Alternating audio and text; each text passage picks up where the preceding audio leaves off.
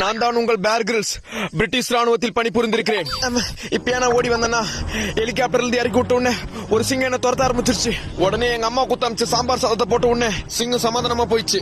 நீங்க நினைக்கலாம் சாம்பார் சாதத்தை போட்டதுக்காக சிங்கம் சமாதானம் ஆயிடுச்சுன்னு. பிகாஸ் சாம்பார் எங்க அம்மா வச்சது. கண்டிப்பா அந்த நேரத்துக்கு அந்த சிங்கம் செத்து போயிட்டு இருக்கோம். வாங்க போவோம்.